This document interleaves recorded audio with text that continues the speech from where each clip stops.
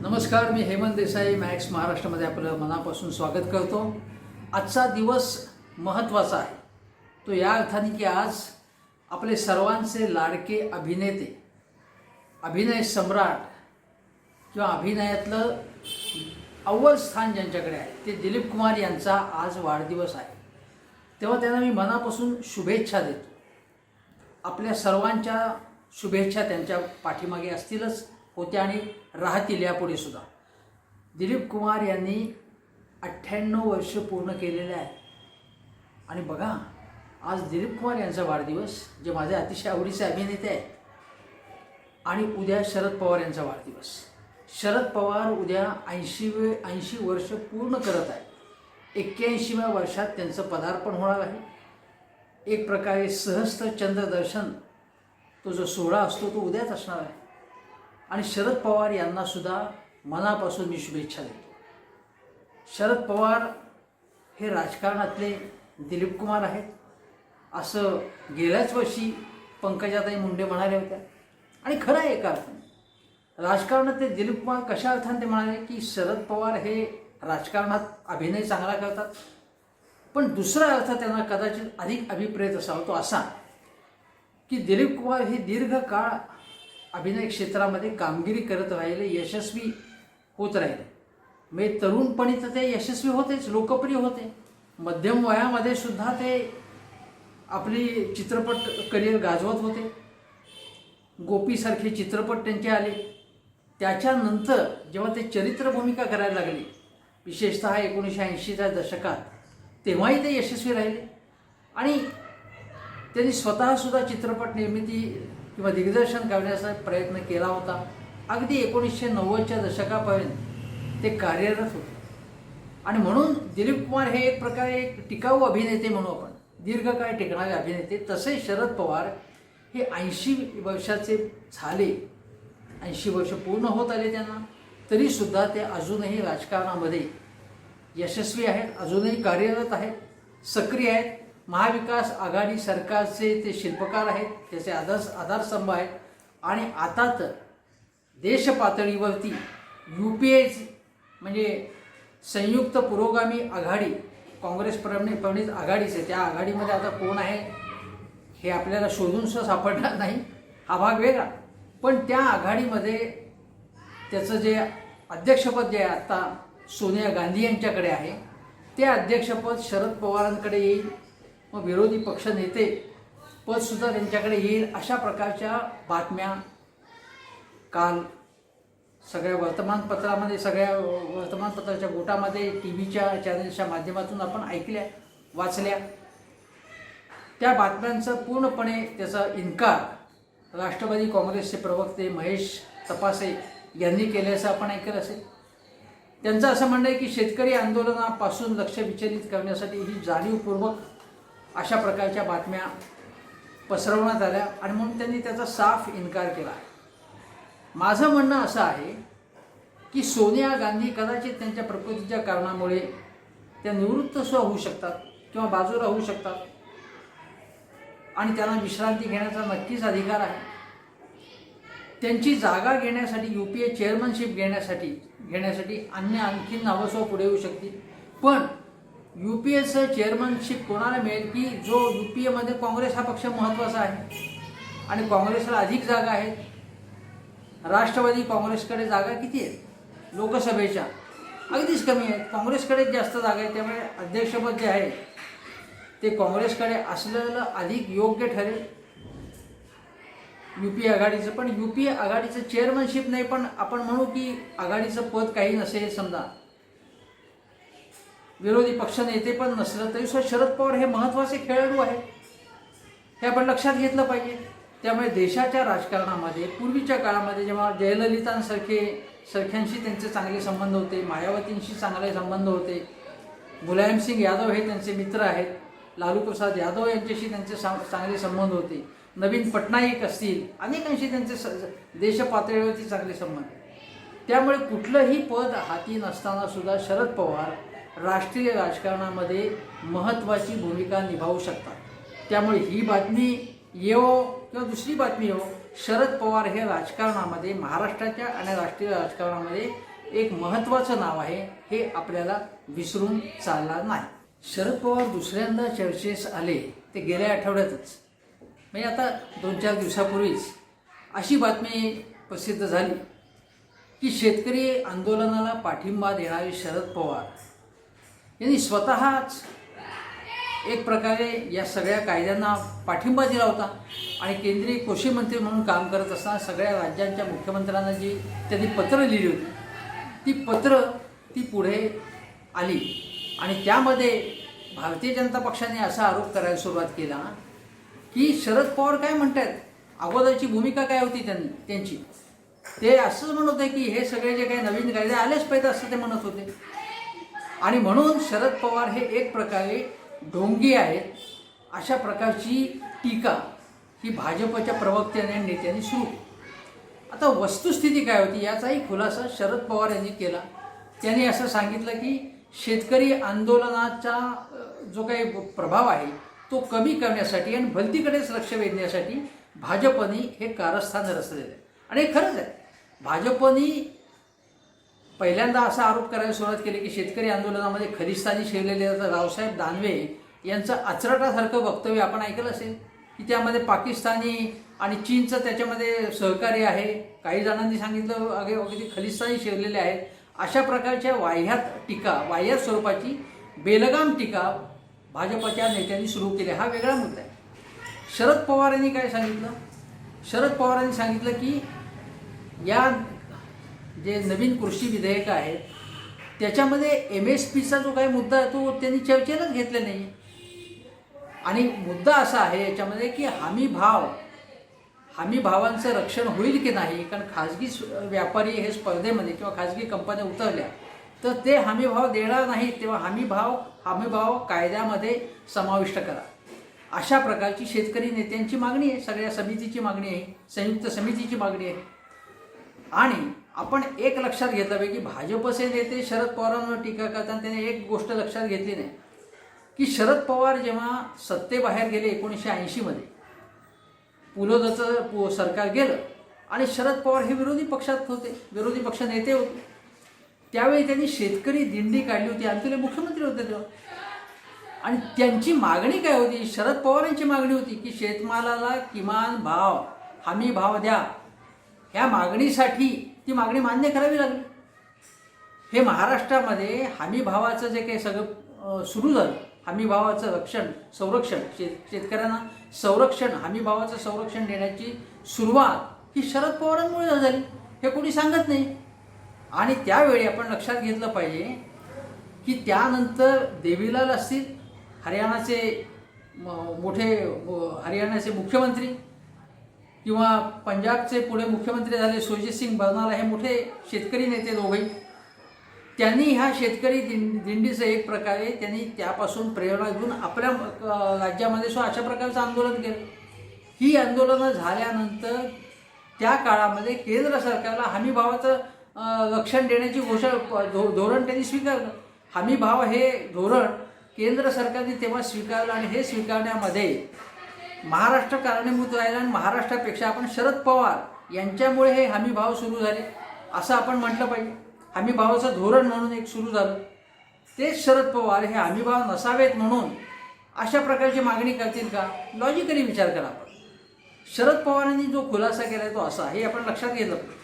पवार असं म्हणाले आणि पवारांनी खुलासा तो केलाच आहे त्याच्या संबंधी की त्यांनी असं म्हटले की हा जो कृषी उत्पन्न बाजार समिती आहे त्याच्या संबंधीचा जो कायदा आहे त्याच्यामध्ये सुधारणा करण्यासाठी मी पत्र लिहिलं होतं आणि मुख्यमंत्र्यांचा सल्ला घेण्याची तेव्हा पद्धत होती. शरद पवार असतील किंवा मनमोहन सिंग असतील. आता कसं आहे की आता राज्यांना विचारतच नाहीत मोदी शहा आणि ते लादतात अनेक गोष्टी. त्यावेळी त्यांनी त्यांचा सल्लाही विचारला आणि त्यामध्ये त्यांनी असं सांगितलं की आता नवीन काळामध्ये या कायद्यामध्ये असा बदल झाला पाहिजे की याच्यामध्ये गोदामं असतील किंवा शीतकरण केंद्र असतील त्याच्यामध्ये इन्व्हेस्टमेंट होण्याची गरज आहे आणि ती प्रायव्हेट इन्व्हेस्टमेंट होण्याची आवश्यकता आहे. यासाठी या कायद्यामध्ये काही बदल केले पाहिजे. त्यांचा हमी भावाला टच करण्याचा, स्पर्श करण्याचा काही तिथे प्रश्नच नव्हता. हे शरद पवार हे हमी भावाच्या विरोधात आहेत असं लोकांच्या मनावर बिंबवण्याचा अत्यंत अश्लाघ्य प्रयत्न हा भाजपने केला आणि तो साफ चुकीचा आपण लक्षात घेतलं. शरद पवारांनी आपल्या आत्मचरित्रात काय म्हटले बघा. त्यांचं जे आत्मचरित्रात लोक माझे सांगती याच्यामध्ये ते म्हणतात, शेतकऱ्यांना आपला माल कुठेही नेऊन विकता यावा यासाठी कृषी उत्पन्न बाजार समित्यांची मक्तेदारी मोडीत काढावी लागणार. यासाठी शेतकऱ्यांना पिकवलेला माल त्यांनी कृषी उत्पन्न बाजार समितीतच विकायला हवा. हा कायदा त्याच्या मार्गातला अडथळा होता. बारामतीतला माझा शेतमाल जेव्हा मी कृषी उत्पन्न बाजार समितीच्या बाजारपेठेत नेतो तेव्हा हमाली असेल, मालाची चढउतार असेल, यावर मालाच्या उत्पादन मूल्याच्या जवळपास 17% अधिक खर्च होतो. तसंच तयार मालाची साठवणूक, शीतगृहांच्या सुविधा, पॅकेजिंग यासारख्या गोष्टींचा अभाव असल्याने शेतात पिकलेल्या मालाच्या 30% माल खराब होतो. म्हणजे देशातला असा माल जो आहे तो 55,000 कोटी रुपयांचा माल हा याच्यामध्ये वाया जातो, खराब होतो. ही राष्ट्रीय हानी आहे. आणि आमच्या शेतकऱ्यांनी सारा माल बाजार समितीच्या मंडईतच विकला पाहिजे, हे बंधन का, असा माझा प्रश्न होता. कृषी उत्पन्न बाजार समित्यांची रचना कालबाह्य झाली असे शरद पवार म्हणतात. दुसरं असंही म्हणतात, अगदी थोडक्यात सांगतो.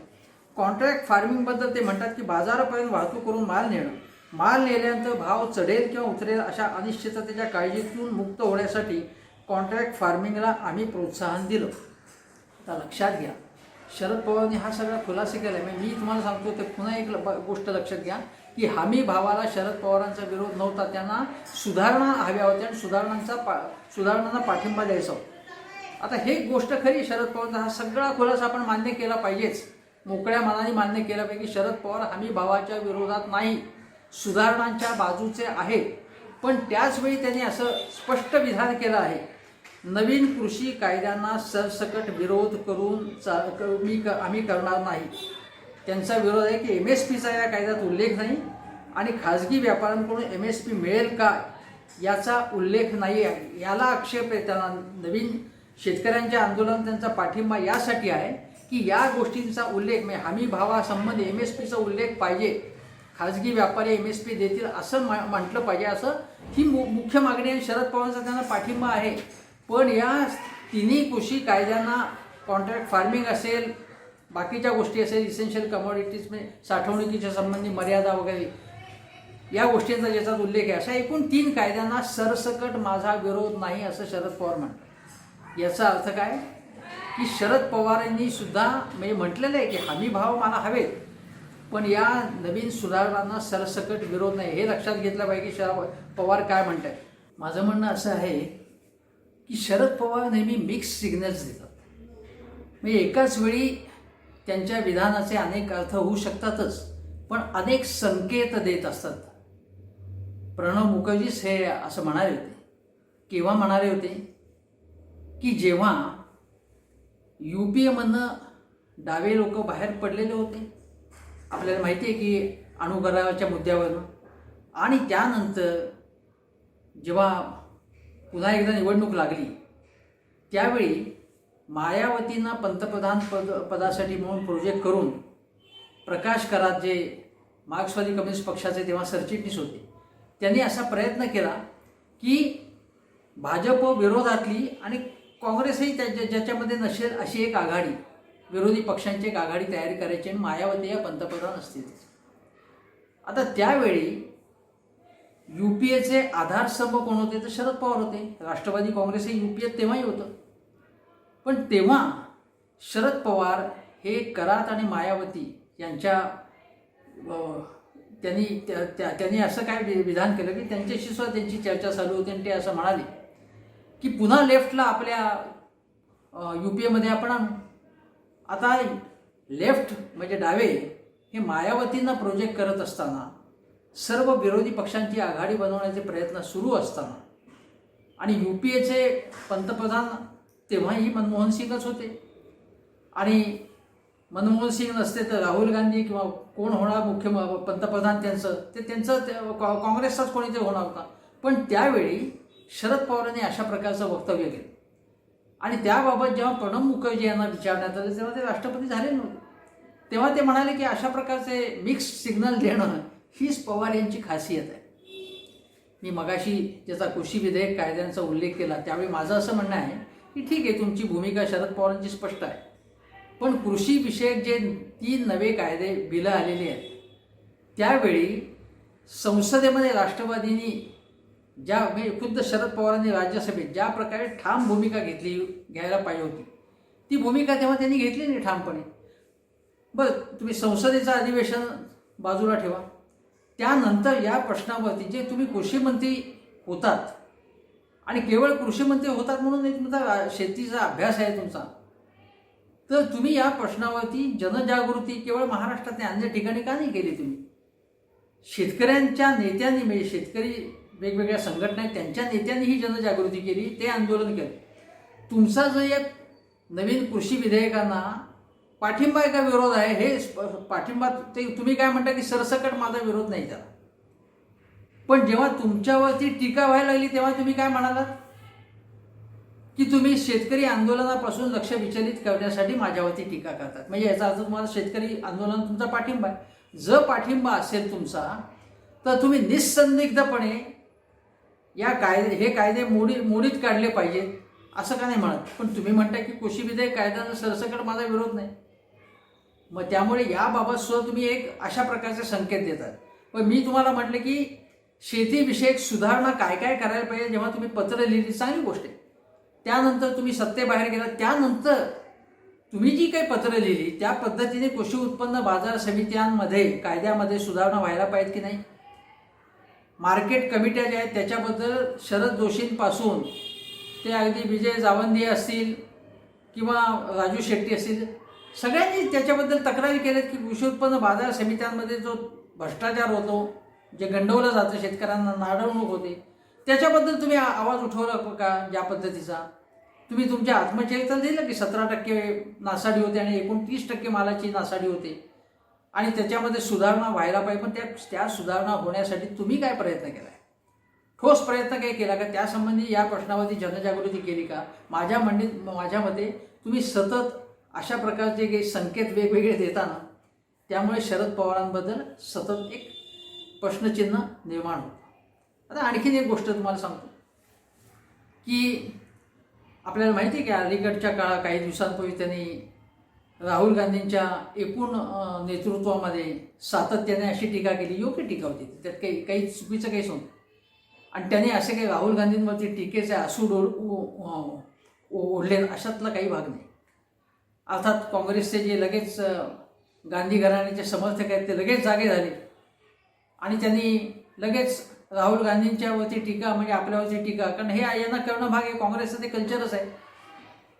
मला एक काँग्रेसचा नेता म्हणाला होता, जेव्हा मनमोहन सिंग पंतप्रधान होते आणि सोनिया गांधी अध्यक्ष होते, ते असं म्हणाले की मी म्हटलं मनमोहन सिंगांवरती एवढी टीका केली जाते भाजपच्या लोकांकडून आणि काही पातळी सोडूनसा टीका केली जाते, तुम्ही का नाही त्याच्याबद्दल बोलत? तेव्हा ते म्हणाले की मनमोहन सिंग हे आम्हाला तिकीट देत नाहीत ना, तिकीट देण्याचा अधिकार सोनिया गांधींकडे आहे किंवा तिकीट देण्याचा अधिकार राहुल गांधींकडे आहे.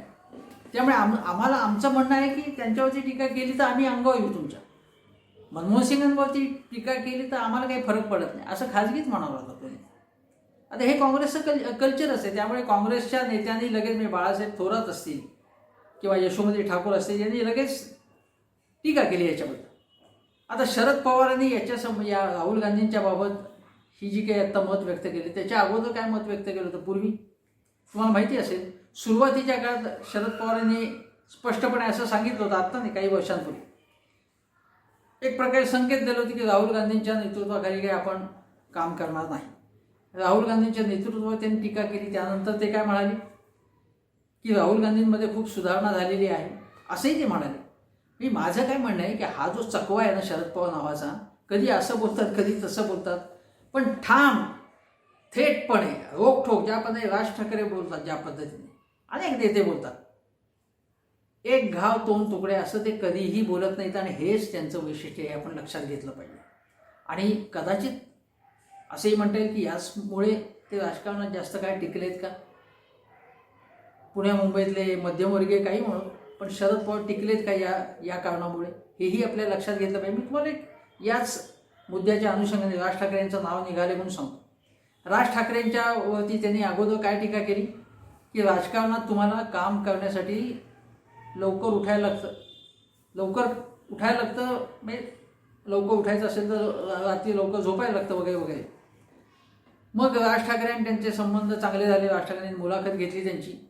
त्यानंतर पुन्हा एकदा राज ठाकरे यांची लाईन बदलल्यानंतर शरद पवारांनी त्यांच्यावरती त्यांच्या पद्धतीने टीका केली. म्हणजे थोडक्यामध्ये मनसेला वगैरे एवढं महत्त्व देण्याचं काय कारण आहे, असंही ते म्हणाले. म्हणजे हे आपण लक्षात घ्या तुम्ही की शरद पवार या प्रकारे मिक्स सिग्नल्स, वेगवेगळ्या प्रकारचे संकेत देणं, कधी असं बोलतील कधी तसं बोलतील, हे हा एक प्रकारचा चकवा आहे. शरद पवारांना बदनाम करणं, त्यांच्यावर चिखलफेक करणं हे भारतीय जनता पक्ष वर्षोनवर्ष करत आलेले आहे. आपल्याला माहिती आहे की गोपीनाथ मुंडे यांनी शरद पवारांवरती वेगवेगळे आरोप केले होते. एका प्रख्यात नियतकालिकाने आरोप केले होते. त्यांच्याबद्दल शरद पवारांनी केस केली आणि केस शरद पवार जिंकले. म्हणजे अंडरवर्ल्डशी संबंध आहे, दाऊदशी संबंध आहे, अमुक तमुक वाटेल ते आरोप त्यांच्यावरती करण्यात येत होते. त्याचा फायदा अर्थातच झाला, शिवसेना भाजप दोघांनाही झाला. आणि त्यावेळी गोपीनाथ मुंडे आरोप करत होते तेव्हा शिवसेनेची सुद्धा साथ त्यांना होती. आता शिवसेना आणि राष्ट्रवादी काँग्रेस हे एकमेकांच्या जवळ आलेले आहेत, आपण लक्षात घ्या.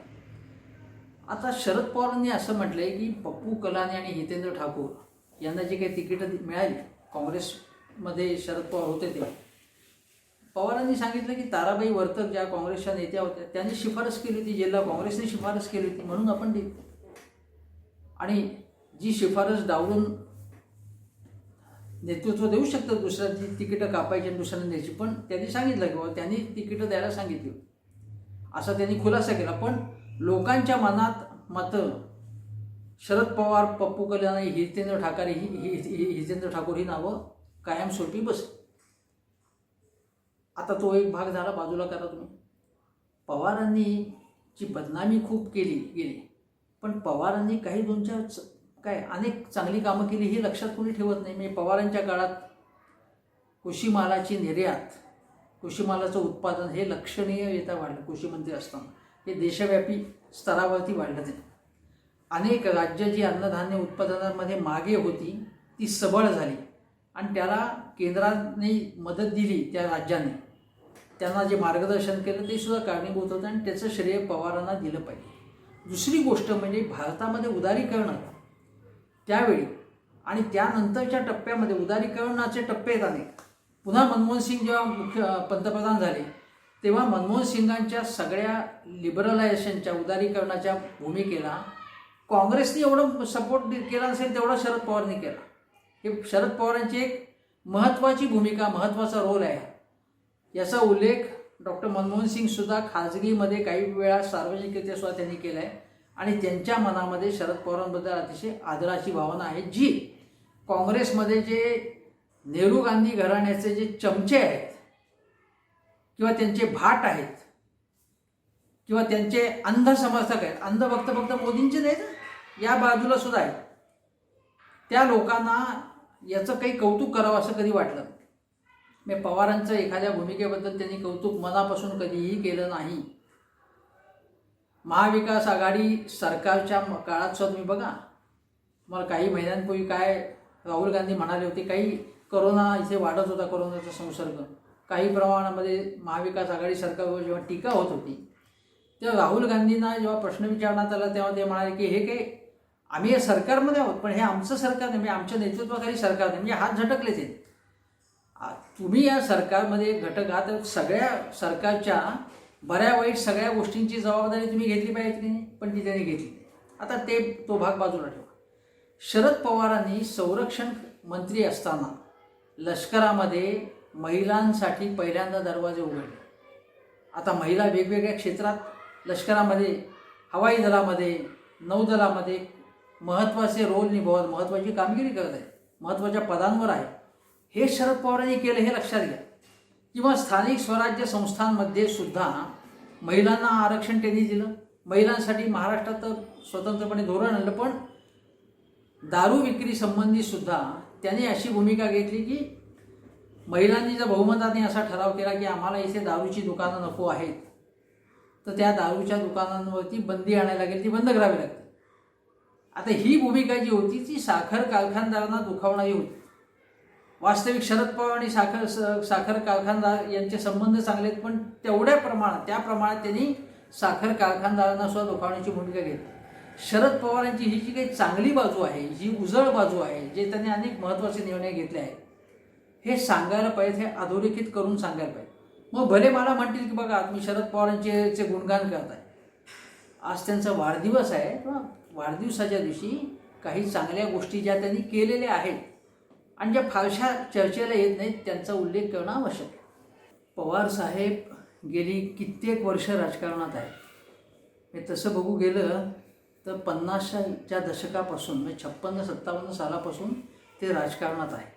मंत्री नंतर झाले, ते आमदार किंवा मंत्री नंतर झाले. एवढी दीर्घकालीन कारकीर्द आहे.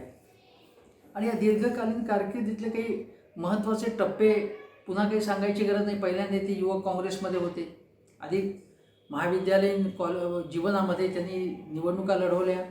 त्या काळात सुद्धा आपले जे विरोधक आहेत त्यांनाही त्यांनी आपलंसं केलं. ही पवारांची जादू आहे की विरोधक आहे तो शत्रू नाही, त्याला नष्ट केला पाहिजे.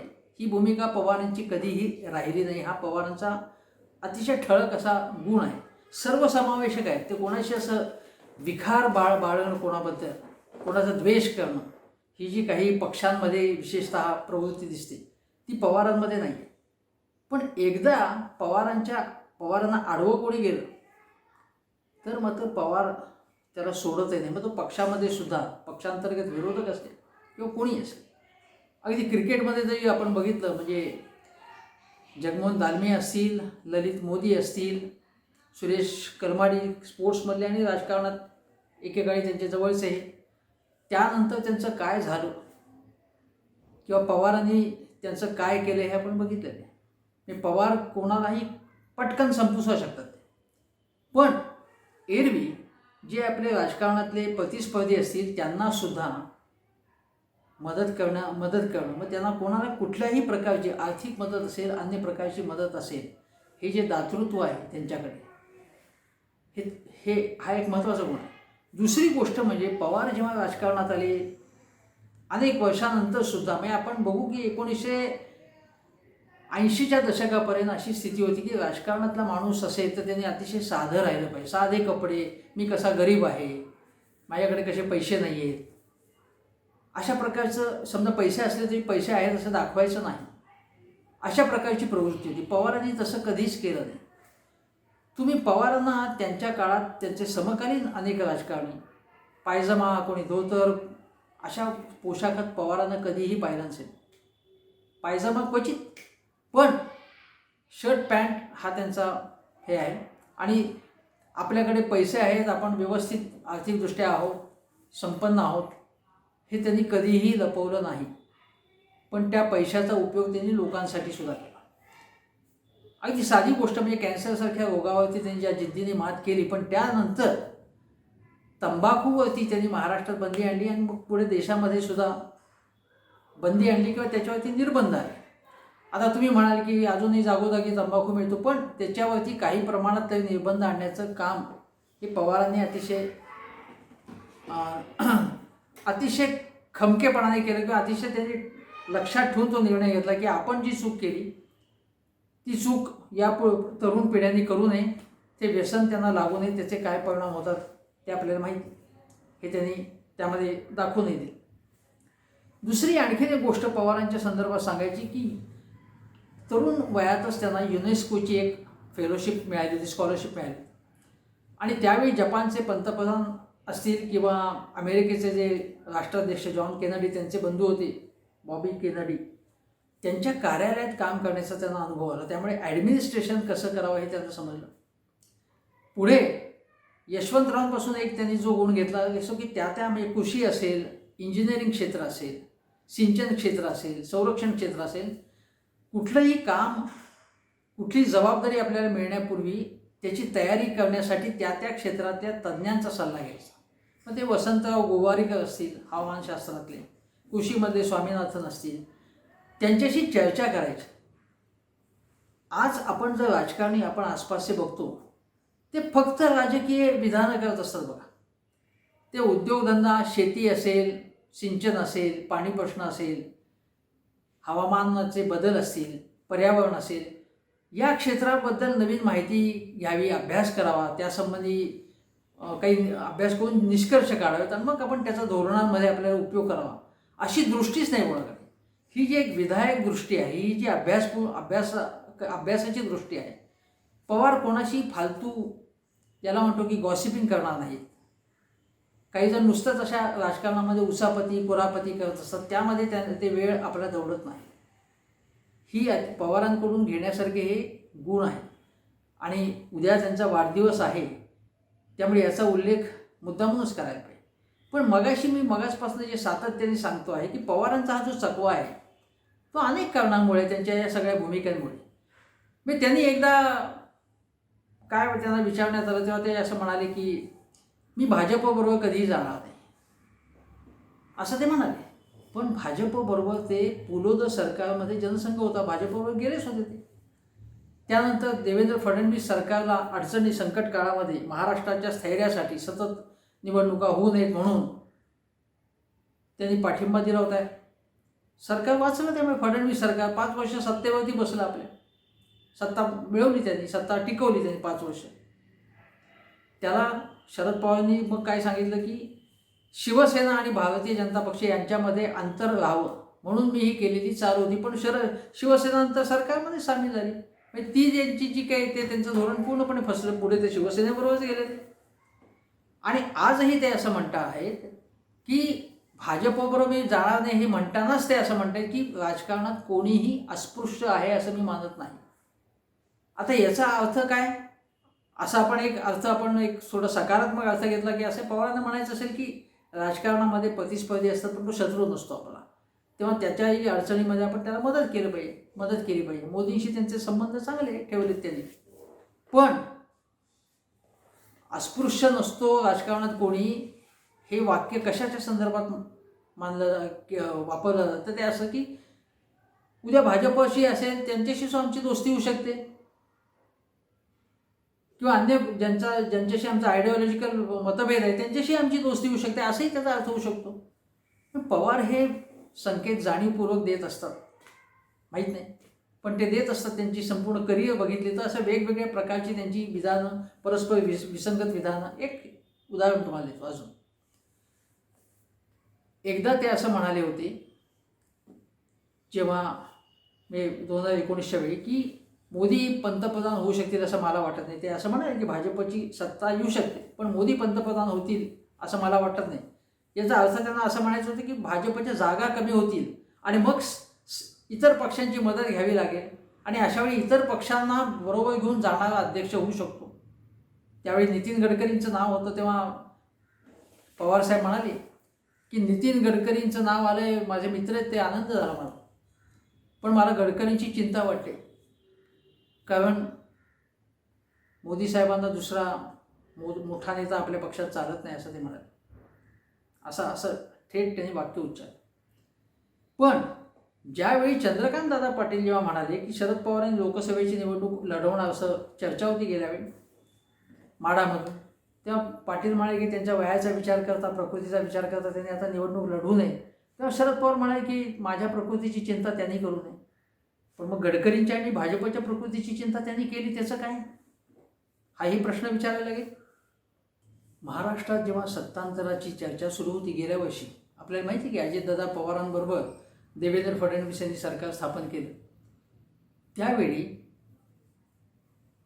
पवारांनी असं सांगितलं, मी त्याच्या अगोदरच्या टप्प्यात तुम्हाला माहिती असेल की पवार असं म्हणाले की हे सरकार स्थापन होणार असं हे मला माहितीच नव्हतं. मला सुप्रियानी उठवलं सकाळी पहाटे आणि सांगितलं की असं होणार आहे. त्यानंतर ते असं म्हणाले की मला स्वतः अजितदादांनी सांगितलं होतं की फडणवीसांचे सतत फोन येत आहेत तर मी चर्चेला जाऊ होता. तर ते म्हणाले की चर्चेला जायला काय हरकत आहे असं ते म्हणाले होते शरद पवार. त्यानंतर फडणवीस असं म्हणाले की केवळ अजितदादांशी चर्चा नव्हती, सर्वोच्च नेते जे आहेत राष्ट्रवादीचे म्हणजे शरद पवार त्यांना या सगळ्या गोष्टीची कल्पना होती असं त्यांनी थेटपणे सांगितलं. त्यानंतर जेव्हा संजय राऊतांना दिलेल्या मुलाखतीमध्ये पुन्हा पवारांनी सांगितलं की मोदींनी त्यांना ऑफर दिलेली होती की सुप्रिया सुळे यांना म्हणजे त्यांच्या कन्येला केंद्र सरकारमध्ये त्यांनी सहभागी व्हावं आणि राष्ट्रवादीने NDA आघाडीमध्ये यावं, तर मी त्यांना नकार दिला असं ते म्हणाले. मग मोदीजीनं जो त्यांनी नकार दिला होता त्यावेळीच अजितदादा पवारांना त्यांनी का नाही सांगितलं की फडणवीस तुम्हाला कशासाठी चर्चेला बोलावतात, जाण्याचं कारणच नाही, ज्या रस्त्याला आपल्याला जायचं नाही आहे, भाजपवर जाणार नाही तुम्ही, मग चर्चा कशाची करायची, तुम्ही जाऊच नका ना. पण तसं त्यांनी सांगितलं नाही. आणि पुन्हा फडणवीसांनी जो आरोप केला की शरद पवारांना हे सगळं माहिती होतं, तर त्याचा त्यांनी सुस्पष्ट निसंदिग्ध शब्दामध्ये इन्कार केला नाही. मग अजितदादा पवारांची समजूत काढण्यात आली. पण जर पवार घराण्यातला एखादा व्यक्ती, घराण्याच्या बाहेरची एखादी व्यक्ती असते, तर त्यांना अजितदादा पुन्हा त्यांनी घेतलं, पुन्हा आपल्या बाजूला घेतलं पवारांनी, सरकार महाविकास आघाडी सरकार स्थापन करून उपमुख्यमंत्री पद दिलं. ज्या नेत्याने पूर्णपणे विश्वासघात केला आपला, त्याचा सन्मानाने पुन्हा इथे प्रवेश झाला, हे योग्य आहे का? किंवा मग बघा हे असं लक्षात येतं याच्यामध्ये की एक तर अजितदादांची ताकद असल्यामुळे त्यांना पूर्णपणे असं दुखावता येत नाही, पण दुसरा एखादा नेता असता तर शरद पवार कसे वागले असता असा आपला प्रश्न विचारता येईल. पार्थ पवारने काही वादग्रस्त विधानं जी NCPच्या धोरणाच्या विपरीत अशी वक्तव्य केली होती, जी अजितदादांनी सुद्धा राष्ट्रवादीचा ध्वज कुठला असावा, भगवा ध्वज असावा वगैरे केली होती, जी लाईनच्या पूर्णपणे विपरीत होती, त्यांच्यावर सुद्धा काही कारवाई झाली नाही. पार्थ पवारने असं वक्तव्य केल्यानंतर मात्र एरवी शरद पवार जसं कठोरपणे काही बोलत नाही, ते शरद पवार म्हणे मी त्याच्या मताला कवडीची किंमत देत नाही. त्यामुळे मग लोक म्हणायला लागले की आता रोहित पवार हेच आता शरद पवारांचे वारसदार असतील का, रोहित पवार. त्यानंतर काही दिवसांपूर्वी आशिष शेलार असं म्हणाले की महाराष्ट्राचे मुख्यमंत्री या महिला असतील, असं ते म्हणाले. म्हणजे त्या ज्या कार्यक्रमाला स्वतः शरद पवार होते, सुप्रियाताई होत्या, असं ते म्हणाले. त्यानंतर शरद पवारांनी खुलासा केला की सुप्रियाला केंद्रातच असेल, जो पूर्वीच त्यांनी सांगितलेलं होतं. पण माझं म्हणणं असं आहे की या सगळ्या ह्याच्यामध्ये की अशा प्रकारचे सतत वेगवेगळ्या प्रकारचे सिग्नल्स दिले जात असतात, आणि त्यामुळे शरद पवार ही गोष्ट जी आहे ती कोणाच्या हाताला असे लागत नाही की शरद पवार हे असे आहे की शरद पवार मला पूर्णपणे त्यांचं आकलन झालं, मला पूर्णपणे समजलेलं आहे, असं कोणीही ठामपणे सांगू शकत नाही. तरीसुद्धा हा चकवा आहे, तरीसुद्धा हा आकर्षित करून घेतो लोकांना, तरुणांना सुद्धा आकर्षित करून घेतो, हे आपण बघितलेलं आहे. ज्या राज्यामध्ये अशी एकेकाळी चर्चा चालू होती की राष्ट्रवादी काँग्रेसमध्ये विलीन होणार का, मी असं म्हटलं होतं की राष्ट्रवादी काँग्रेसमध्ये विलीन व्हावं, कारण दोघांची आयडिओलॉजी सारखी आहे. पण आता काँग्रेसची अशी अवस्था झाली की काँग्रेसच राष्ट्रवादीमध्ये विलीन व्हावं की काय काँग्रेसने, अशी निदान महाराष्ट्रात तरी काँग्रेसची स्थिती वाईट आहे याच्यामध्ये. पण काँग्रेसचा एकही नेता महाराष्ट्रामध्ये शरद पवारांइतका लोकप्रिय नाही.